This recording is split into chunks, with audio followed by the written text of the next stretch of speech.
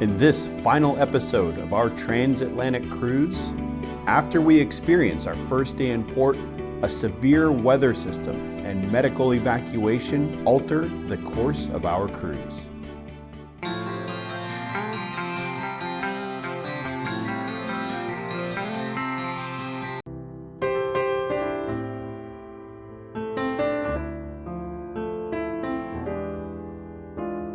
It's about 7 a.m. and we're just now pulling into Funchal Harbor in Madeira after spending 8 days crossing the Atlantic. We're very excited to get on land for the first time and see what Madeira is all about. If Joe doesn't seem that excited, it's because I accidentally woke him up an hour early. With all the time changes over the last 8 days, I somehow ended up an hour ahead of everyone else. And I haven't had my coffee yet. My coffee situation was quickly rectified, and we took in the views of Funchal, Madeira from our balcony stateroom. So I think we're allowed to disembark around 8:15. We're here, we have to be back by 4:30. Otherwise we get left behind in Madeira. So I think that's going to be plenty of time for us to see this nice little port town.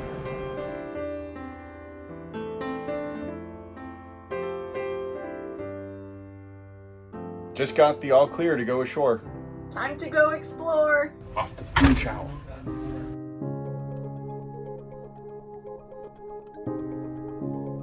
And now we're walking. I think it's going to be 30 minutes to Old Town. Yeah, we decided we're not doing any excursions. We're just going to walk into town and see what we find. Maybe grab a bite to eat, grab some Wi-Fi or something. We'll see.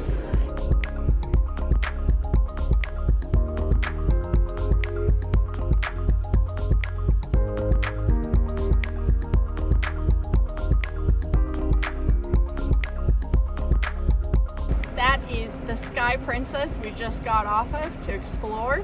If you want to check out more of what it's like to cross the Atlantic in a giant cruise ship, check out our last video.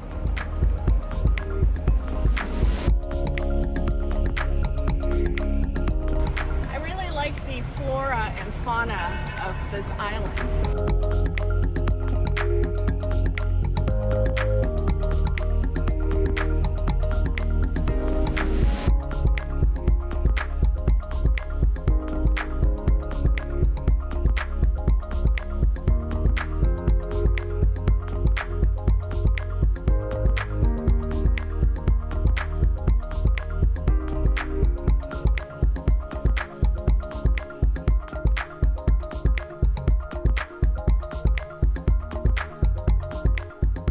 It is Sunday, so most of the places are still closed.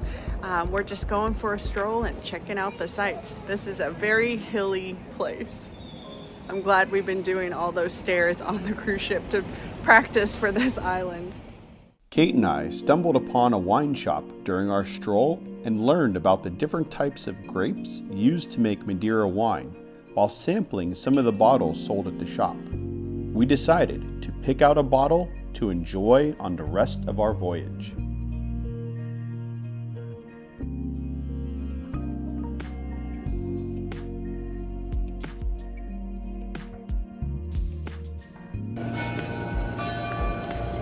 So we've been walking around seeing what the city has to offer, tasting a little Madeira, and just checking out some shops. And learning about Madeira. I learned so much at that little wine shop we popped into.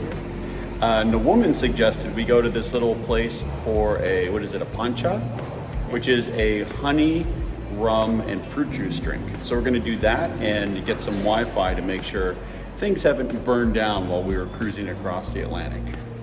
And the woman did say that a proper pancha is made with a specific rum that's made from the sugarcane grown on the island. Along with the fruits that are grown on the island, so we'll see.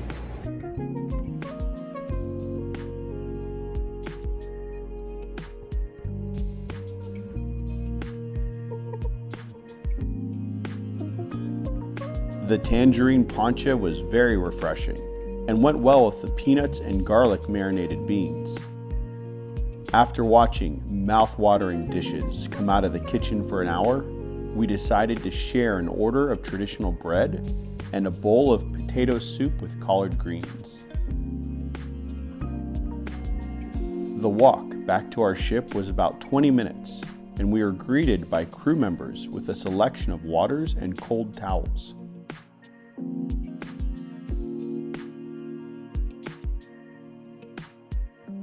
We had a wonderful day at port. This is the first port of our 14-day cruise. We just spent the last 8 days or so crossing the Atlantic from Fort Lauderdale. We got to walk through town. We got a free wine tasting or Madeira tasting, and we picked up a small bottle. We just got to walk around, experience a lot of the culture, see some of the gardens, and then to top it all off, we had a wonderful lunch. We're gonna go take a dip in the pool, cool off a little bit, and enjoy what views we have of this wonderful city.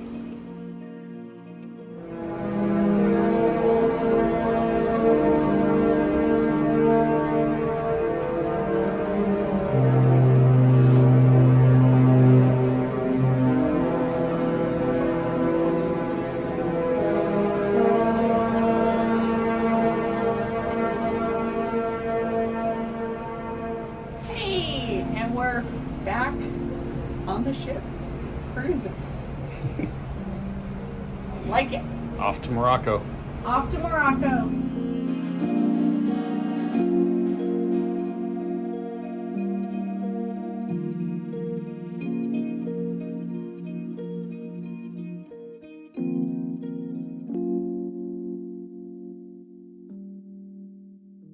So that is Portugal behind me, and we are just outside the port of Lisbon, and we're actually supposed to be docked in Casablanca, Morocco today, but a lot has happened in the last 24 hours. So let me catch you up. Yesterday morning, we were woken up by a PA announcement from the captain stating that a weather system they were tracking was headed towards the United Kingdom. Because of this, we were going to have to cancel our port day at Casablanca, Morocco, so that we could make time and hopefully get past the full strength of the storm.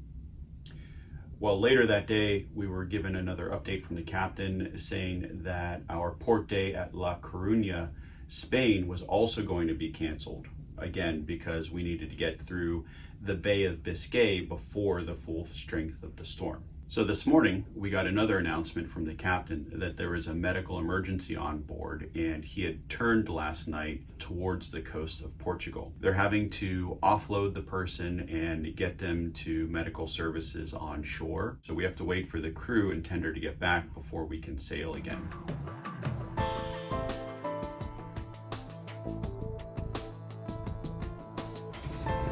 One of the presentations this morning is Meet the Captain, so I have a feeling this is going to be pretty crowded.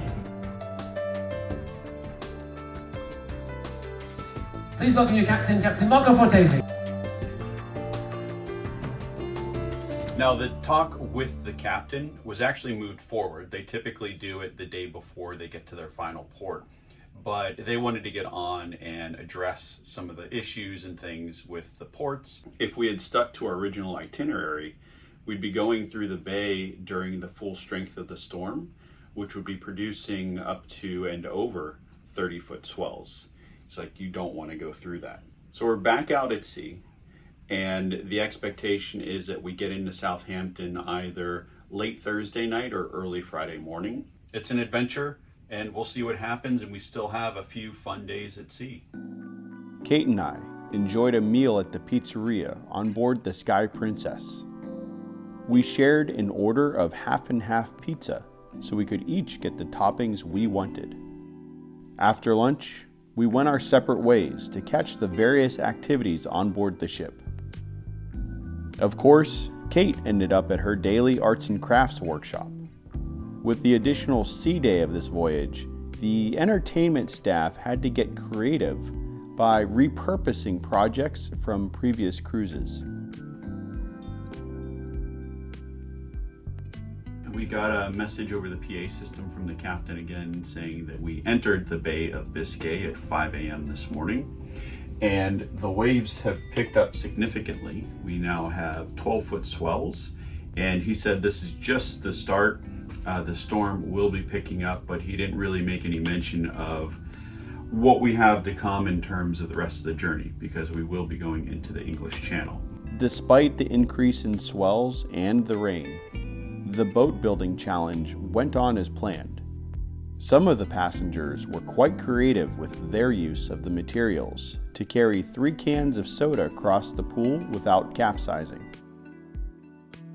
The Afternoon at Sea presentation, led by one of the ship's engineers, was one of my favorite programs on this entire voyage. With the extra sea days, Kate and I developed new routines. In the mornings, I would go to the gym while Kate enjoyed her tea and avocado toast. Then, we'd meet up for lunch. The special theme for this day was Chocolate Extravaganza, featuring an array of beautifully decorated cakes, including a vegan option. According to Kate, the tiramisu and cheesecake were very good. After lunch, we watched the egg drop competition, featuring some unique designs.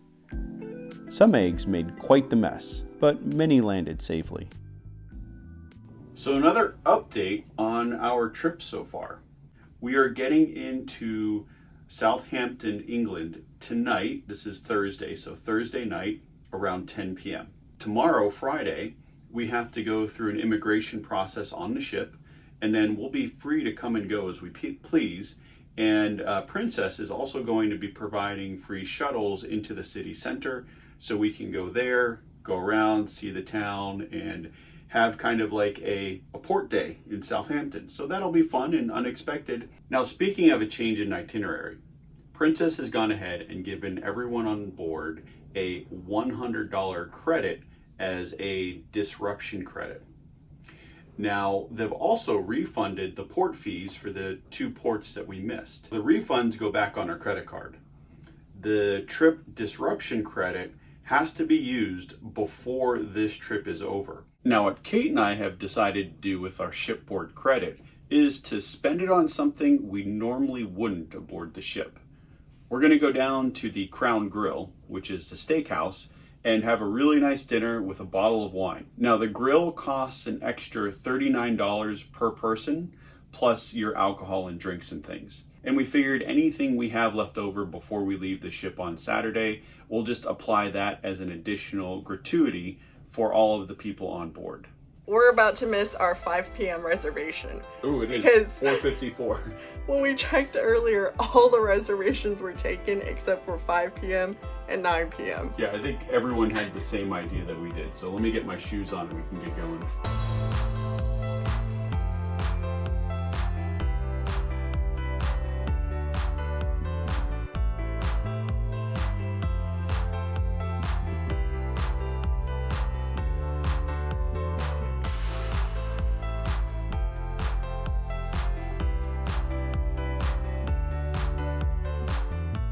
Our dinner at the Crown Grill ended up being one of our favorite meals on the ship, and Kate even treated herself to a dessert tasting. After dinner, we went back to our rooms to enjoy the view from our balcony before getting to port.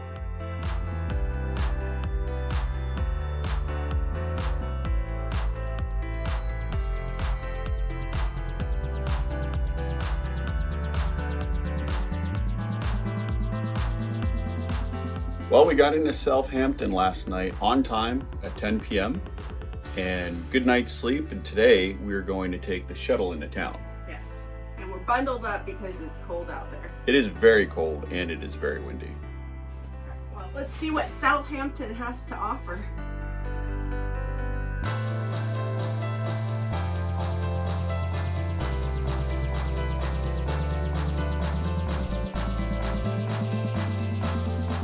Well, the first thing we did getting off the ship was find a place we could get Wi-Fi. So we're getting some work done, and then we're going to walk around and check out Southampton.